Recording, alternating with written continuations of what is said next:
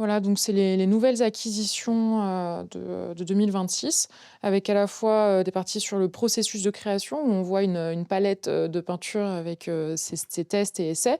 On a aussi, récupéré des agendas qui montrent un petit peu, les coulisses, de la production de Mausan avec ses différents rendez-vous avec des fournisseurs ou clients.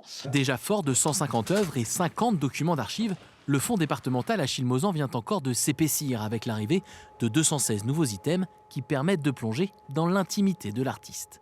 Aujourd'hui, nous, on a envie de remettre en avant, cet artiste, à la fois pour, sa partie connue à l'échelle internationale d'affichiste, mais aussi pour, son aspect touche à tout et artiste pluriel où il a aussi gravé, peint, sculpté. C'était vraiment un artiste complet. L'enrichissement de cette collection vient en grande partie de dons du petit-fils d'Achille Mausan.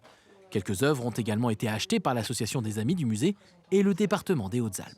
Cet artiste nous tient vraiment à cœur parce que c'est un artiste qui est né à Gap à la fin du 19e siècle, qui est mort au milieu du 20e à Gap toujours et qui est méconnu. Et c'est bien dommage. C'est notre patrimoine et nous avons à cœur de protéger ce patrimoine et puis de le transmettre aussi. Connu pour ses affiches de pub et de cinéma, notamment lorsqu'il vivait en Italie puis en Argentine, Achille Mausan est revenu à Gap en 1939 pour y croquer ses contemporains et sa montagne natale.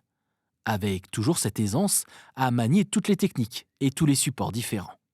On a autant, des maquettes d'affiches, avec, des entrepreneurs des Hautes-Alpes, des affichettes qu'il a faites en Italie pour, l'industrie automobile, l'illustration de romans feuilletons dans Paris Soir en 1935 avec une gouache, exceptionnelle et puis aussi des bons à tirer de cartes postales, parce que Mausan déclinait aussi ses motifs sur les cartes postales, des brochures, des étiquettes, de saucissons par exemple. Voilà, c'est une œuvre très variée.